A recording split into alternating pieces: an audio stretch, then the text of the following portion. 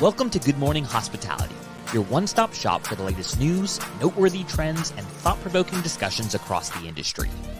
From hotels and short-term rentals to all things travel and hospitality, you'll find each episode equips you with the information that you need to start your week. Join us on Good Morning Hospitality every Monday, wherever you get your podcasts.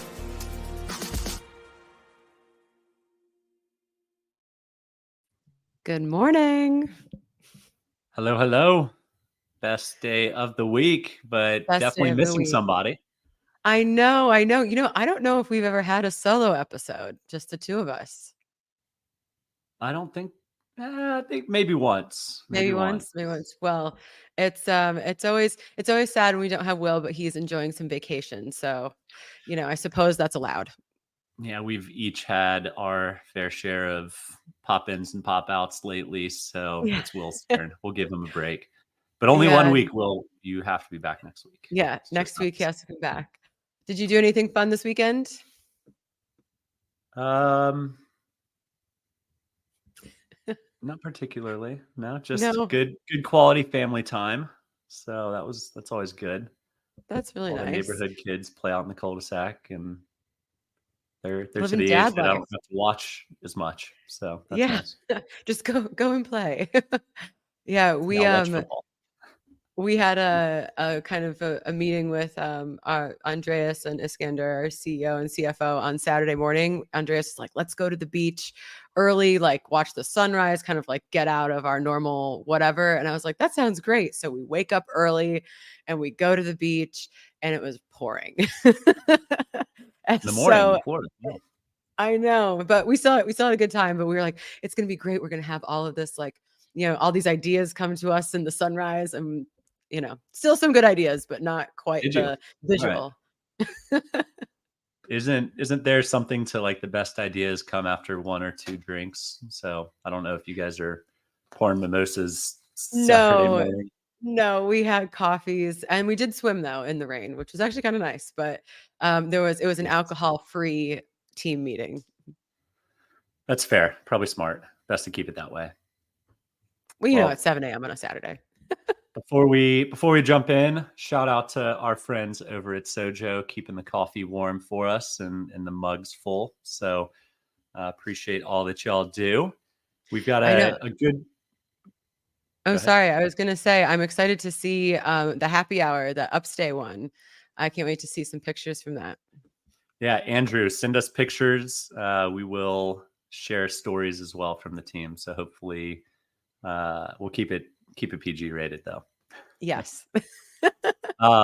So today is mostly discussions on funding or finance in general, but pretty common that we see a lot of companies announce funding in the fall because that is conference season. We just had Vrbo. Focusrite is kind of the whole travel industry's biggest conference coming up, I think next week down in your neck of the woods, Brandy, Fort Lauderdale. So enjoy for all those that are going down there and making the trip. But you want to kick off with one of your frenemies competitors announcement? Yes. So Kasa Living just raised their Series C, 70 million. And I always joke about people, companies like that being our frenemies, but it is honestly really great to see that kind of money still coming into the space.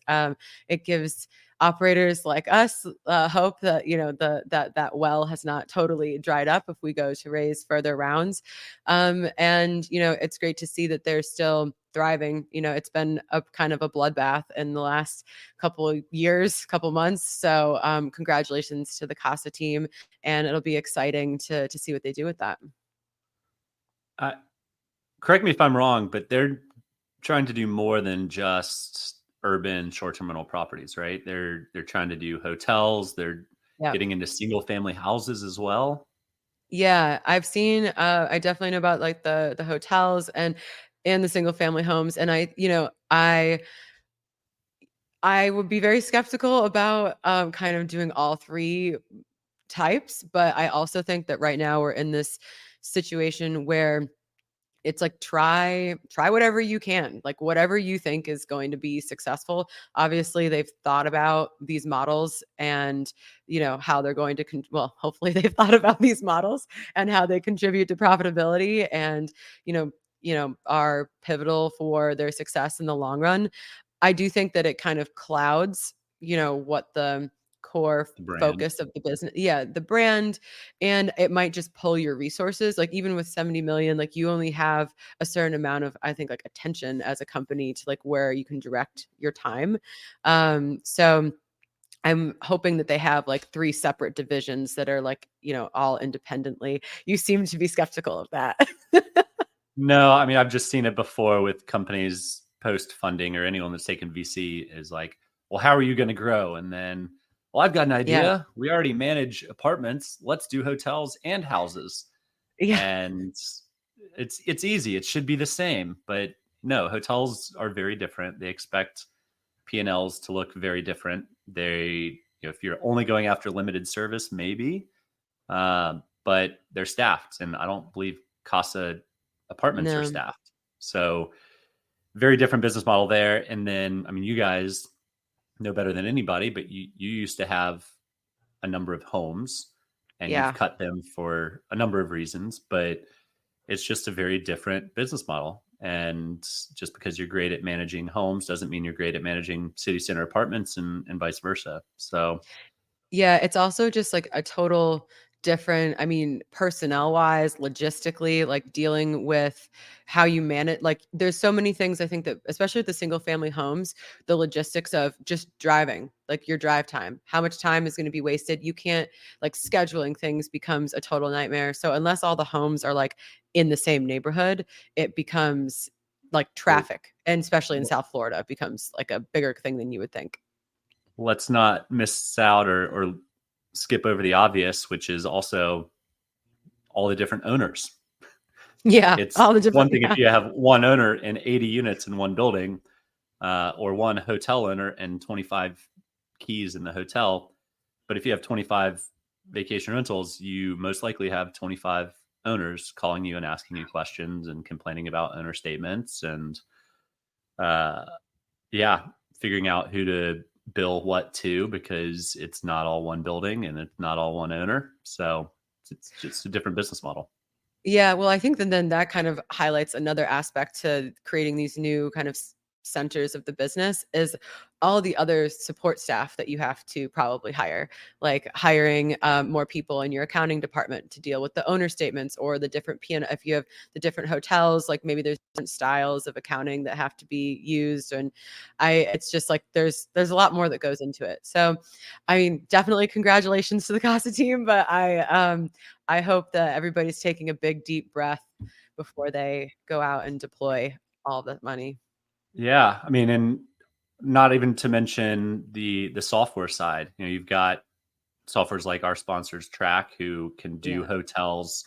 hotel style inventory as well as short-term rental single home style inventory.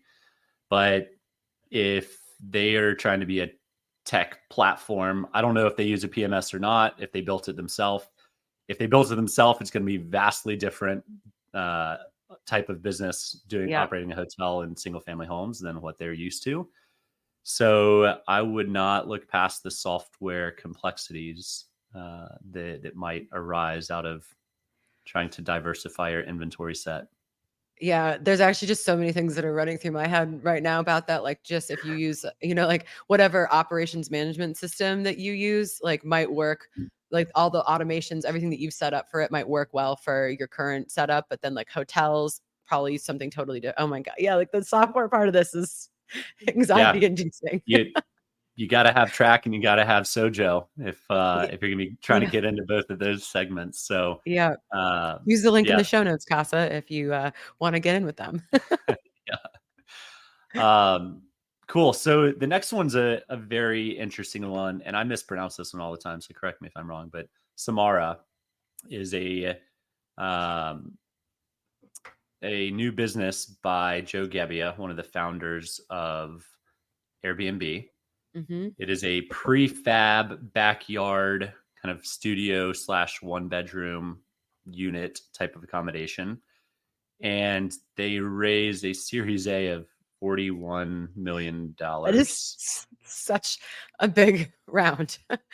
And which for Series A, that a billionaire is starting for a logistics and manufacturing extremely heavy type of business, it's an insane number. So I'm curious if how much of that is weighted on pre-orders or actual sales, and how much is actually weighted on Joe has built $1 billion business before, so maybe he can do it again. yeah, I think that what I learned in our fundraise process, which surprised me, I guess, maybe I was just a bit naive, but like emotion, like it's not totally rational. It is like, it could be, he's done it before. We trust him. He'll do it again. Here is all this money to go do another similar business. And it's like, I think that I would wager that had a pretty heavy weight to it. I mean, what's the valuation, right? You're talking 100 easy, probably close to $200 million valuation if you're doing a $40 million round. So And I don't get it. I don't know how a Series A is going to be that big for it's not a software business. It's not scalable. Like, it's only as scalable as how many manufacturing facilities you have. Well, And and there's only so many tiny homes. And I know that there was a phase where like tiny homes were all the rage, and that was like, but that seems like very fatty to me, like that's, and so that there definitely has to be like a ceiling on how many people are buying these. And it's supposed to be specifically for short-term rentals. So yeah, what if there's a backdoor deal with Airbnb that they're going to start buying them and giving them to all of their people? yeah. All right, let the rumor mill run. All right, so Airbnb buys all of their top performers an additional 1 or 2 bedrooms in their backyard, gives it to them free, finances it for them, and still, I mean, that's still a crazy valuation for not a SaaS business. But could be interesting. I mean, they're good looking units. I'd love to have one in my backyard. Yeah. But I I was paid thinking 200 maybe grand for it. exactly. Well, and the whole point of these tiny homes was that they're supposed to be like super cheap, and that was like the appeal. But I could kind of see people creating little communities, like little compounds of all of these, but I still don't really see how you get like the money. I still don't see that as like a $200 million business, but Yeah, there are incredible properties. I'm getting to know the outdoor space quite well, and there's some incredible properties that are tiny homes scattered around 50 acres. yeah. And it's awesome, fantastic. But I mean, their price compared to some of the others that I've seen is 50 to 100 grand more, Mm. and the design isn't any better or worse than a lot of the others on the market. So, it definitely comes with the name Joe Gebbia, and he's earned it, right? Yeah, One of for 3 sure. founders of a $90 billion business, but this one is not as scalable, and shoot, those are expensive. I just can't get over. My first house was 250 grand, and it was a lot bigger than a backyard studio apartment. I know. Well, I wonder if there's just something that we're missing. Like, does he know something that we just haven't seen? So that'll be kind of interesting to track. I mean, maybe we could go stay in one once they come online and see what all the fuss is about. We've got quite the list of places we need to check out in person, starting with some castles. Yep. We're getting more and more. We're up to 13 now, so we keep growing. It's good. The last funding that I want to discuss today before we move into, I guess, our secondary topic, which will be interesting, is my dear friend Humphrey over at Superhog has pulled in his Series A. It was 5.5 million euros, I believe. I've seen conflicting reports there. Skift has it down as $6.8 million. So kudos to the entire Superhog team. Good luck with the growth and the acceleration of the product, and we're rooting for you. Yeah, it's great to see that too. It's, friends of the pod. It's great to see them have a win, and their whole team is wonderful. So it's going to be really exciting to see what they come up with next. And before we dive into our next meaty topic, we just want to give our sponsors at Track a shout out. It was great seeing all of them at Vrbo the other week. If you're looking for a new PMS, definitely check them out. We have a link in the show notes. And so now, kind of the juicy topic, I guess this was talked about at Vrbo too, but is Google and their presence in our space. Yeah. A report came out last week that I kind of had to like stop and reread a couple of times because it's very hard to believe from a number of different angles. But basically, advertising payments from Expedia's Vrbo to Google have gone up 10x over a 5-year period and allegedly failed to increase traffic after Google started showing their own vacation rental product alongside flights and hotels. So it is Jeff Hurst, former Expedia Vrbo chief, said in 2015 they were paying $21 million a year to Google's ads for Google's ads. And by 2019, it was $290 million and got crazy? zero additional traffic. If that's not anti-competitive, antitrust, then I don't know what is. I mean, we've long known that Google's top ad spenders are Expedia and Booking. And as soon as Google got into it, I'm very curious if the same has happened to Booking as well. But that's one. I don't know how you keep spending that much money if you're Vrbo. Like, how do you keep going if you're not getting an increased traffic? Right. Like at no point in any of those years, they were like, you know what? It hasn't worked. You know what? It's like double down. Every year. But also, and this is from the 290 million number is from 2019. That's many years ago now. What has that continued to be?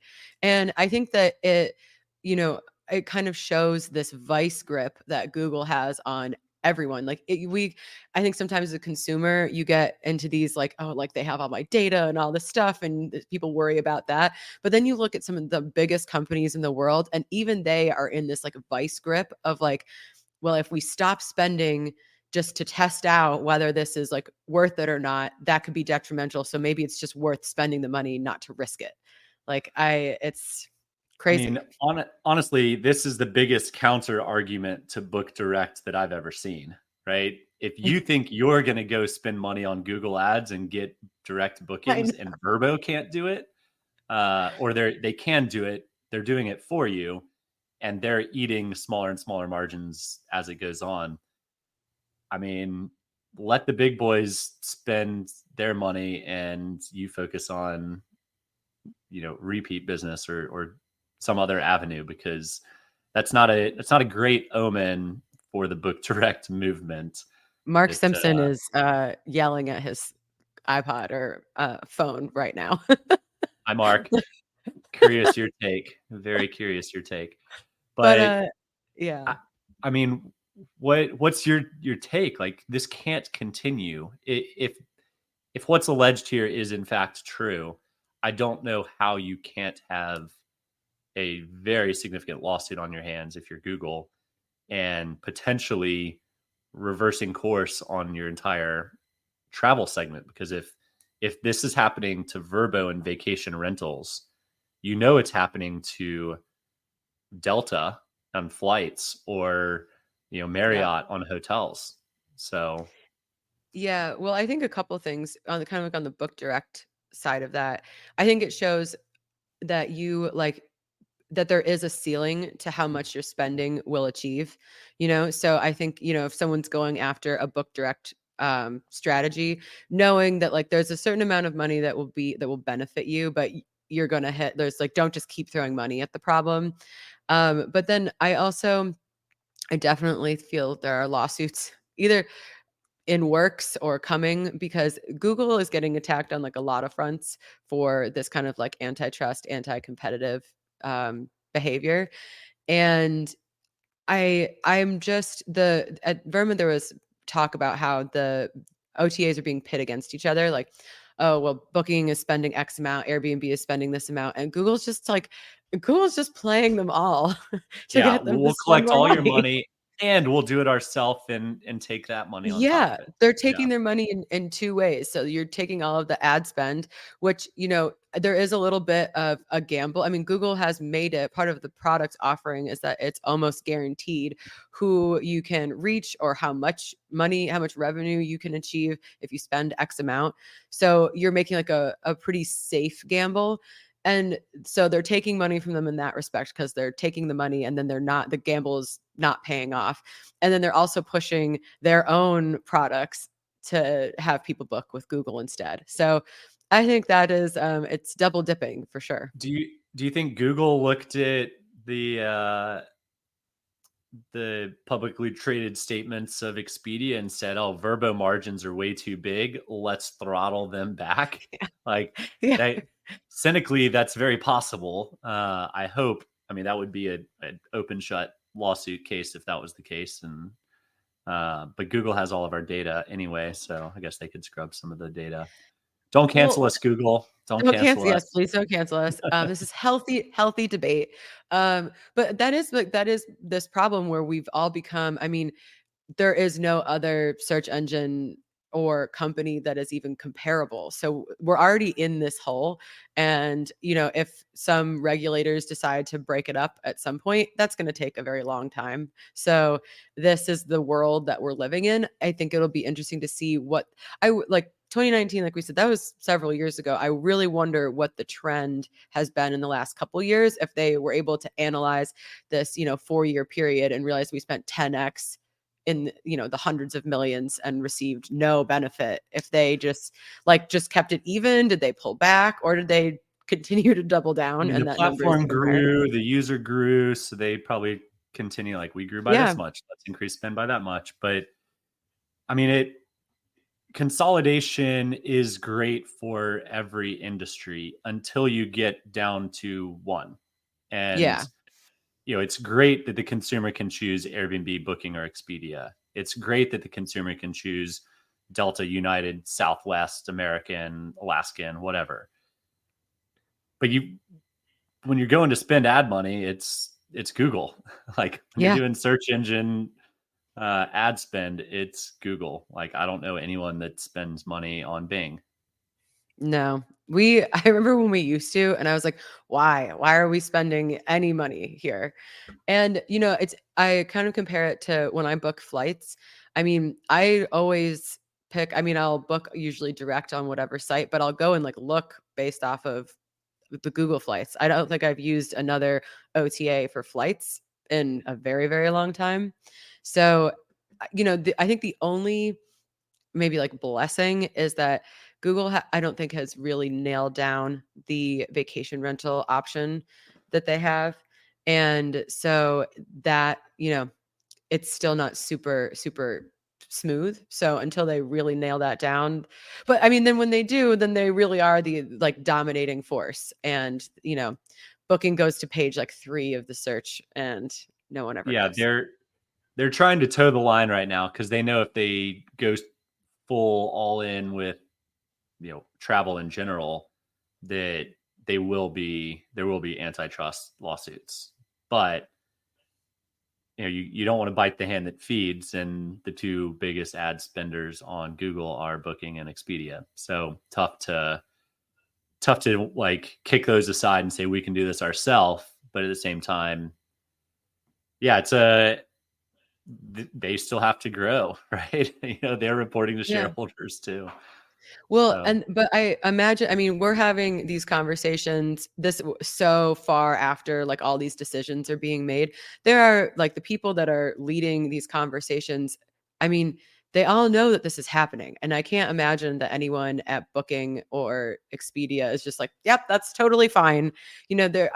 So it's, I mean, I'm sure either we won't know for a long time or we'll never know kind of how those negotiations go. But I mean, that I can't imagine that for 4 years, no one at Expedia was looking at those numbers. Like that just seems crazy to me that they would let that spending go on unchecked. Yeah, and that just now it's coming out another 4 years later. So Yeah. it is a bit sus, as the kids would say. Oh, you're But so cool, yeah, Michael. look at that. Check that out. Yeah, I heard it on Elon Musk and Joe Rogan podcast the other day. So if they can say it, I can too. It's mainstream enough. But yeah, I'm curious how this plays out. Google has kind of slowly but surely gotten more and more into the space. So curious to see. I mean, if you work for Google and you're listening, would love to have you on. Yeah. That'd Well, be a fun discussion. it was funny at a conference last year. There was people from Google. They had a booth, and I went to talk to them, and they like couldn't say anything. Like any question that I had, they were just like, they had their very polished, very well done presentation, and they had their key party lines. But like, if you ask them anything out of that, they're like, "I'm sorry, I can't answer that. Can't." So I'm like, why come and have a booth if you like it can't really? I mean, all the questions that people are asking are like fair questions about how they're going to be interacting in the industry. And they're like, nope, we don't have that answer for you. It's like, then don't put yourself in the limelight until you do have the answers. Yeah, I saw, must have been maybe 3 years ago at Focusrite, Facebook showed up. And it's like, okay, that's really interesting. And we've seen with companies like Dharma or Trova Trip this rise of influencer led kind of travel agent, new age travel agencies led by influencers. I wouldn't be surprised if we start seeing, Meta / Instagram representatives start coming more often to industry events. Yeah. Because it does make sense. You essentially do cut out the OTAs, or Google in that case, from the commissions, so it can be cheaper as a traveler, so more profit, more margin for those organizing the trips or the destinations. So gotta love the travel industry. It's, I mean, what is it, 10% of the world's GDP is travel based, so of Yeah. course it's gonna be really competitive. Yeah, well, it also sparks creativity. And I think one of the kind of threads that goes through all of these things is that people are trying, I mean, everybody's trying to figure out how to get to have more of their money stay with them. How do we cut out some more of the middlemen? And I think it'll be interesting to see.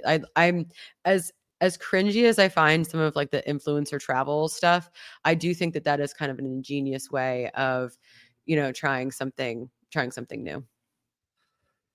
Yeah, I'm very bullish on the influencer marketing stuff. I've heard, I mean, it totally comes down to the influencer, but I've heard really, really good things. I've also heard, total fall flat on their face types of things too. So it does come down to the quality of the influencer, just like the quality of the channel for any marketing spend. So wonderful. Well, that went by quick.